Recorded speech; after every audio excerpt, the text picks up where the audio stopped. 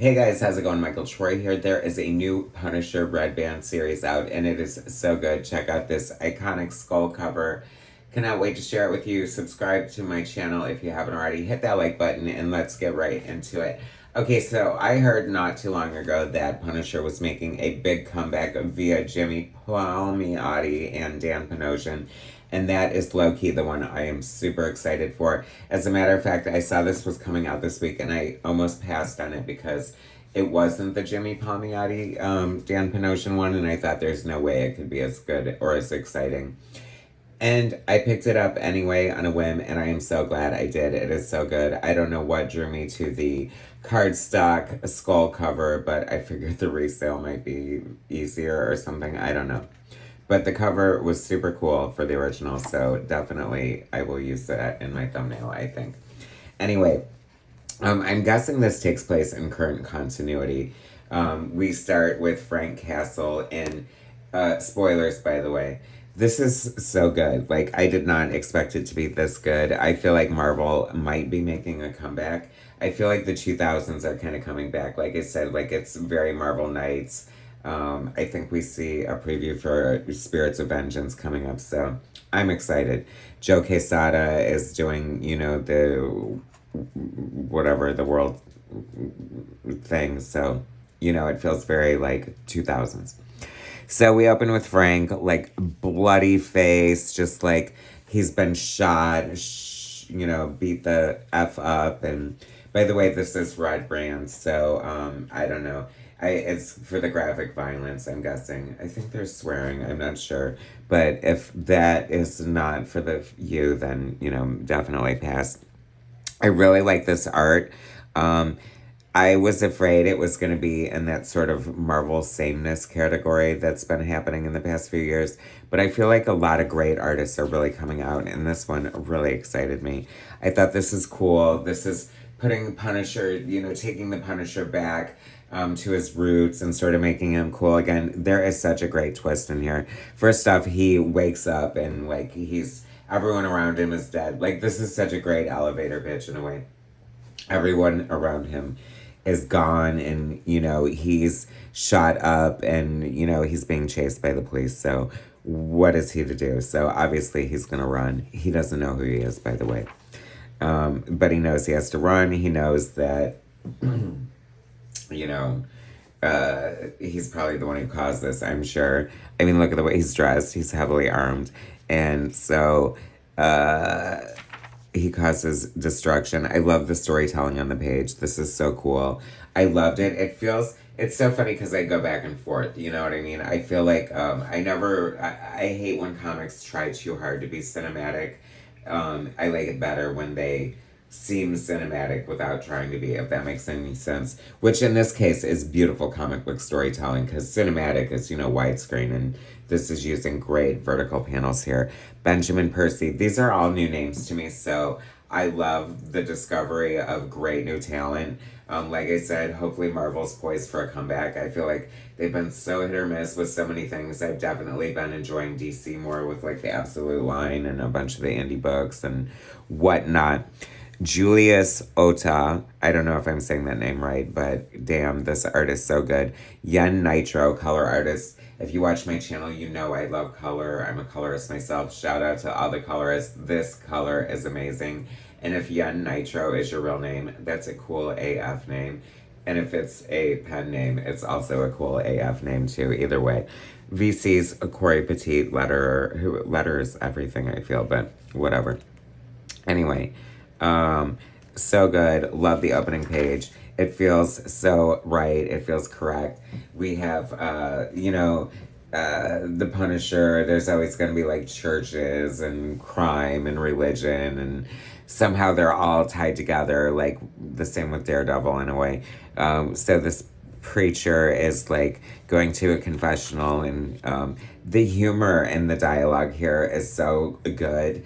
It's not like, I don't know, it's very subtle, and I just like really love the style. The storytelling is amazing. This artist is great.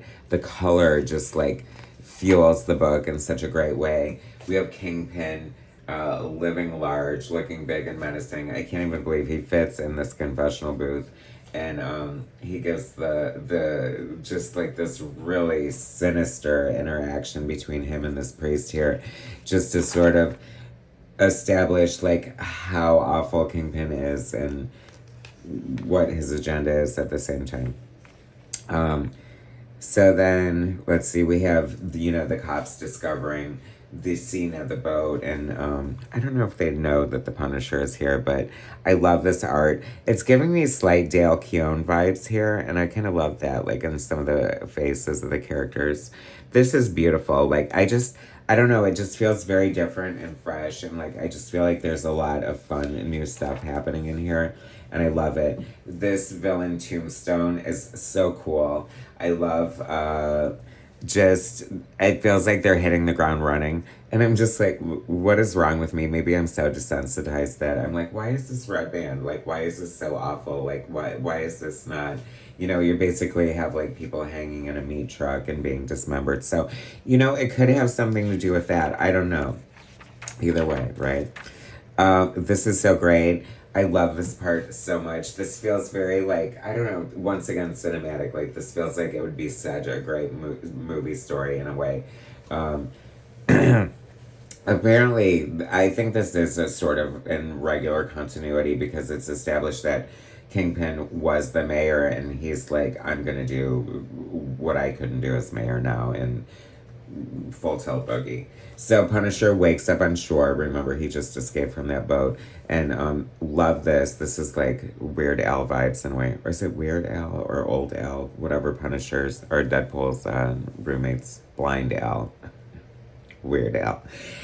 Rocco, her name's Rocco. And if you watch my channel, you know I have a dog named Rocco because he always interrupts every once in a while. But I spell it Rocco. Because I named my dog after Madonna's son, Rocco Ciccone, in case you wanted that useless bit of trivia there.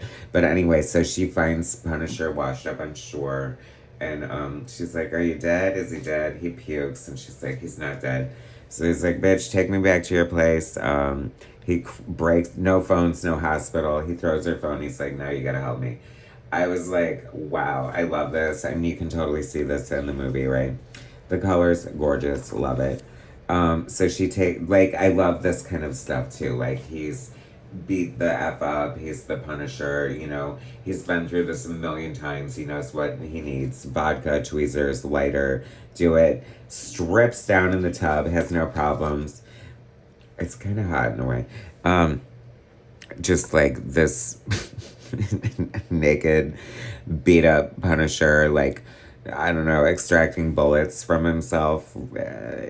Like, he takes a swig of the vodka, sterilizes the tweezers, tells her he's going to pass out and she's going to have to finish it. And I love it. I love it because, I don't know, it's like the sort of, situation, like if the Punisher forced me to help him, I would do it, right? Like, you would do it, right? Even though it'd be horrifying. I don't know, because you don't have a choice. He would fuck you up, I think. So anyway, I think Kingpin is just like terrorizing everybody. He's like pissed. New York is his city. He wants what he wants from it, and he's got all his pieces and pawns in place, and this, that, and the other, and I love it. So Punisher wakes up and she's like, what's your name? You at least owe me that. I'm Judy. Hilarious. I love the interaction, the banter. Like, I love when something's like unintentionally hilarious. It's like not over the top like Peacemaker here, but it's still kind of entertainingly funny at the same time.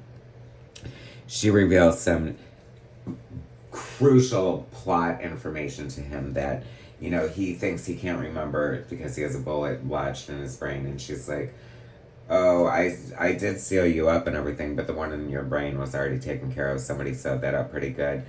Cut to the chase. Spoilers. The Kingpin has implanted something in the Punisher's brain and now is able to control him, and he is the Kingpin's pawn, and it is such a great, frickin' cool ass first issue. I love it. Way to kick off a series. call it a comeback, y'all. The Punisher is alive and well. I love it so much. I am so excited. Still super excited for the Palmiotti Panosian series. But this is amazing. I couldn't recommend it more. I'm always been a huge Punisher fan, and I'm so excited that he's back in a big way.